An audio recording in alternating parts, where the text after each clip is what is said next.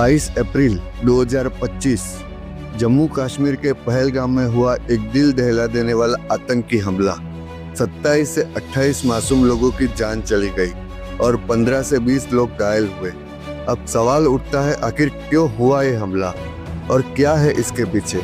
सिर्फ लोकल आतंकवाद या फिर इसके पीछे कोई बड़ी जियोपॉलिटिकल साजिश छिपी है? अब वक्त है सच्चाई को समझने का। अब समय आ गया है कि हम धार्मिक पहचान से इस हमले को जोड़ें। इंटरनेट पर बहुत सी बेबुनियाद बातें फैलाई जा रही है कि आतंकवाद का कोई धर्म नहीं होता, लेकिन जब पाकिस्तान से आए इस्लामिक आतंकवादियों ने स्थानिक समर्थन के साथ मिलकर ये हमला एक खास समुदाय हिंदू यात्रियों को निशाना बनाकर किया गया, ये बातें अब पब्लिक डोमेन पे है। ध्यान दीजिए कि ये घटना किस समय हुई। इस हमले का टाइमिंग भी बहुत कुछ कहता है। जिस वक्त हमला हुआ उसी समय भारत में एक खास विदेशी मेहमान मौजूद थे, अमेरिका के उपराष्ट्रपति जेडी वेंस। 21 से 24 अप्रैल तक वो भारत में थे और उनकी मुलाकात प्रधानमंत्री मोदी जी से भी हुई। टॉपिक क्या था? America Bharat trade relation. अब यहाँ से खेल शुरू होता है। जेडी वेंस के भारत पहुंचने से पहले ही खबर आई थी कि चीन भारत के उत्पादनों के लिए अपना बाजार खोलने को तैयार है।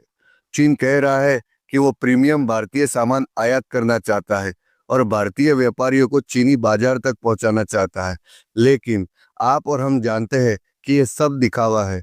चीन एक एक्सपोर्ट ओरिएंटेड देश है, ना कि इंपोर्ट ओरिएंटेड। तो सीधी बात यह है कि अमेरिका ने चीनी सामानों पर 245% टैरिफ लगा दिया है।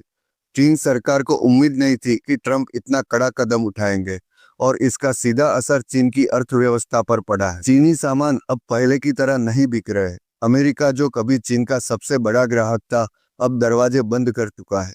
चीन अब बचे हुए सामान को किसी भी तरह बेचने की कोशिश कर रहा है। इसीलिए ये नीतियों में बदलाव करके लोकल कंजप्शन को बढ़ावा देने की कोशिश भी कर रहा है। अब सोचिए, ट्रंप ने उपराष्ट्रपति को भारत क्यों भेजा? क्योंकि अमेरिका के लिए भारत एक वैकल्पिक मैन्युफैक्चरिंग हब बन रहा है। एप्पल, गूगल, अमेज़न, फोर्ड जैसी कई कंपनियां भी चीन छोड़ के भारत की ओर रुख कर रही है। इससे चीन को बड़ा झटका लग रहा है। चीन नहीं चाहता कि भारत अगला मैन्युफैक्चरिंग हब बने। अमेरिका ने हाल ही में वियतनाम, कंबोडिया, थाईलैंड और मलेशिया से आने वाले सोलर पैनल्स पर पेनल्टी टैक्स लगाया है। क्यों? क्योंकि शक है कि ये देश भी चीनी उत्पादनों को रीपैकेज करके अमेरिका भेज रहे हैं। अमेरिका इन देशों पर दबाव बना रहा है कि चीन से सीधे सामान लेना बंद करो, और ये असरदार भी साबित हो रहा है। इन देशों ने भी चीनी प्रोडक्ट्स पर प्रतिबंध लगा दिया है। चीन के राष्ट्रपति शी जिनपिंग इन देशों की यात्राएं कर रहे हैं ताकि डील कर सके, यानी चीन पक्का दबाव में है। अब सवाल आता है कि पाकिस्तान इस पूरे खेल में कैसे और क्यों शामिल है? चीन सीधे युद्ध नहीं चाहता, लेकिन भारत को अलग अलग सीमाओं पर तनाव में डालना चाहता है। जब अमेरिका और भारत करीब आ रहे हैं, तब पाकिस्तान और चीन एक साथ मिलकर भारत को घेरने की कोशिश कर रहे हैं।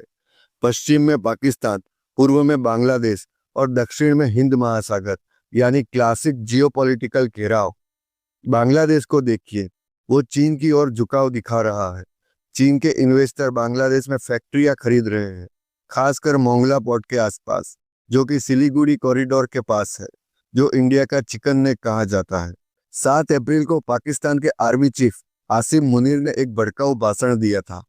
कहा था कि पाकिस्तानी नागरिक अपने बच्चों को हिंदू मुसलमानों के बीच फर्क सिखाइए और याद दिलाइए कि पाकिस्तान क्यों और कैसे बना था।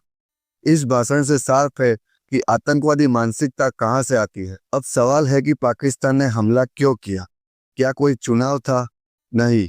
क्या उसके ऊपर कोई अंदरूनी दबाव था? शायद।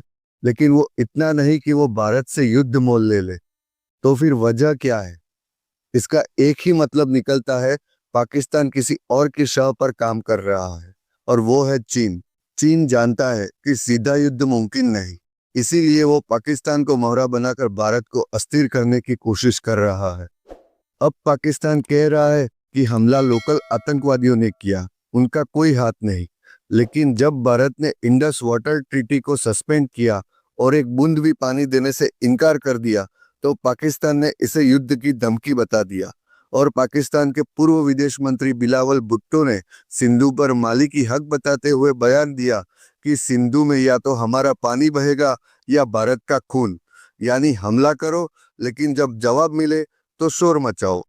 इसके जवाब में पाकिस्तान ने भी जल्दबाजी में कुछ फैसले ले लिए, जिसमें से सबसे बड़ा है शिमला करार रद्द करना और इंडिया के लिए उनका एयर स्पेस बंद करना। पर इसका नुकसान भी उन्हें खुद ही होने वाला है। तो अब जब आप ये पूरा जियोपॉलिटिकल खेल समझ चुके हैं, तो आपको भी समझ में आ गया होगा कि पहलगाम हमला सिर्फ एक आतंकी घटना नहीं थी, ये एक बड़े अंतर्राष्ट्रीय षड्यंत्र का हिस्सा था। इंडियन गवर्नमेंट की अब तक की कार्यवाही में 14 टेररिस्ट के नाम डिक्लेयर कर दिए गए हैं और अनंतनाग से 175 लोगों को अरेस्ट किया गया है और 5 टेररिस्ट का एनकाउंटर भी किया गया है और कश्मीर में लगातार सर्च ऑपरेशन चल रहे हैं।